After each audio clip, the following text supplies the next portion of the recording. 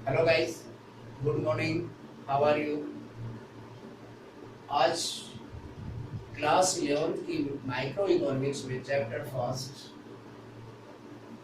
Economics economy and central problem of economy में आज हम डिस्कस करेंगे इकोनॉमी किसे कहते हैं और वो कितने प्रकार की होती है। क्योंकि पिछले वीडियो में हमने डिस्कस किया था इकोनॉमिक्स क्या है और वो कितने प्रकार की है, कितने उसके टाइप्स हैं और उसमें कौन कौन से इसके कंपोनेंट्स हैं। तो इकोनॉमी जो है एक पर्टिकुलर एरिया में या एक पर्टिकुलर एरिया की जो नेचर है और उसमें होने वाली जो एक्टिविटीज है उनको शामिल किया जाता है। Economy refers to the nature and economic activities regarding of a particular areas. अब नेचर्स कैसी हो सकती है? वो पर्टिकुलर एरियाज की एक विलेज के रूप में हो सकता है, एक सिटी के रूप में हो सकता है, एक स्टेट के रूप में हो सकता है, एक कंट्री के रूप में हो सकता है।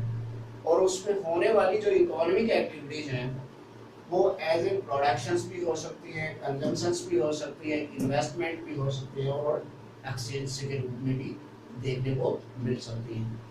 इनको जो इनके बारे में यानी कि नेचर और इकोनॉमिक एक्टिविटीज के बारे में जिस एरिया के बारे में हमें उल्लेख करना है वो हमें कहाँ मिलेगा? इकोनॉमी के अंदर फाइंड आउट होगा। अब यहाँ पे हम देखते हैं कि जो टाइप्स ऑफ इकोनॉमी है वो कितने प्रकार की होती है। एक तो मिक्स इकोनॉमिक्स जो है, इसके अंदर को ध्यान में रखते हुए तीन तरह से हम इसको कंसिडर करते हैं। एक तो मार्केट इकोनॉमिक्स, दूसरा सेंट्रल प्लान्ड इकोनॉमिक और तीसरा मिक्स्ड इकोनॉमी। अगर मार्केट इकोनॉमी की कैरेक्टरिस्टिक्स को देखें तो यहाँ पर जो होने वाली जो इकोनॉमिक एक्टिविटीज हैं उनको फ्री प्ले के लिए मार्केट फोर्सेस के ऊपर छोड़ दिया जाता है। अब मार्केट फोर्सेस है वो उसमें कौन कौन सी शामिल की जा सकती है? एक तो प्रोड्यूसर्स को शामिल किया जाता है और दूसरा कंज्यूमर को शामिल किया जाता है। यानी कि यहाँ पर प्रोड्यूसर्स है उसे भी फ्री छोड़ दिया जाए, कंज्यूमर है उसे भी फ्री छोड़ दिया जाए। तो जहाँ पर दोनों को फ्री छोड़ दिया जाता है उसके हम मार्केट इकोनॉमी में शामिल करते हैं। प्रोड्यूसर्स को फ्री का अर्थ है प्रोड्यूसर्स को अपने प्रोडक्शंस करने में एकदम फ्री हो, भी कोई भी वो उत्पादन कर सकता है, किसी भी चीज का वस्तु का उत्पादन कर सकता है, गुड्स और सर्विसेज का।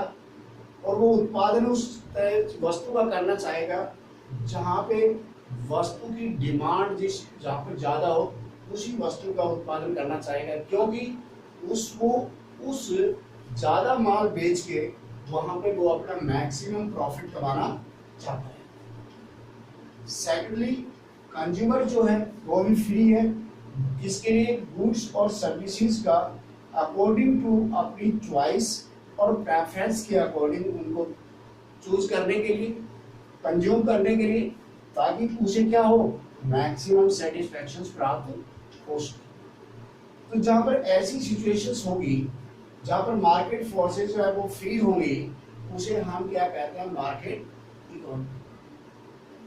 सेंट्रल और प्लान्ड इकोनॉमी में इसके विपरीत होता है। इसमें इकोनॉमिक एक्टिविटीज है वो क्या की जाती है?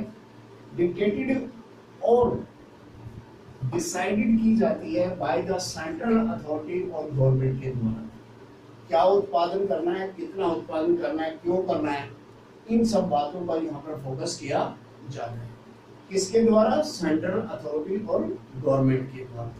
इन दोनों इकोनॉमी के अंदर अगर हम देखें तो यहाँ पे कंज्यूमर अपनी मर्जी से कंज्यूम नहीं कर सकता, प्रोड्यूसर्स अपनी मर्जी से प्रोड्यूस नहीं कर सकता, क्योंकि कौन डिक्टेट और कौन डिसाइड करता है कि क्या प्रोडक्शन होगा, क्या कंज्यूम होगा और कितना होगा?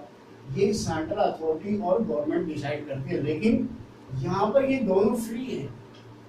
तो लेकिन इनमें एक मेन जो है मार्केट इकोनॉमी के अंदर इंडिविजुअल प्रॉफिट और सेटिस्फैक्शन को प्रेफर किया जाता है, जबकि सेंट्रल और प्लान्ड इकोनॉमी के अंदर सोशल वेलफेयर को कंसिडर किया जाता है। सोसाइटी के लिए जो सही होगा वही उत्पादन होगा और उसी का कंज्यूम किया जाता है। अब मिक्स्ड इकोनॉमी जो है इसमें shares of characteristic of both the market economy and sectoral planned economy, इन दोनों को शामिल कर लिया गया हुआ होता है। बहुत ही सिंपल है, क्योंकि इस इकोनॉमी में जो एक्टिविटीज है वो जनरली क्या है कि left the free play for the market forces, market forces के लिए उनको फ्री छोड़ दिया जाता है, लेकिन उनके ऊपर जो कंट्रोल जो होता है रेगुलेटिंग का वो किसका होता है, गवर्नमेंट का होता है। यानी कि गवर्नमेंट उनके ऊपर वॉच आउट रखती है और इनमें दोनों की कैरेक्टरिस्टिक को शामिल किया जाता है, उसे हम कहते हैं मिक्स्ड इकोनॉमी कहते हैं। तो मेरे को उम्मीद है गाइस ये कांसेप्ट आपको क्लियर हुआ होगा। इसे लाइक करना और सब्सक्राइब करना ना भूलें। Thanks, have a nice day.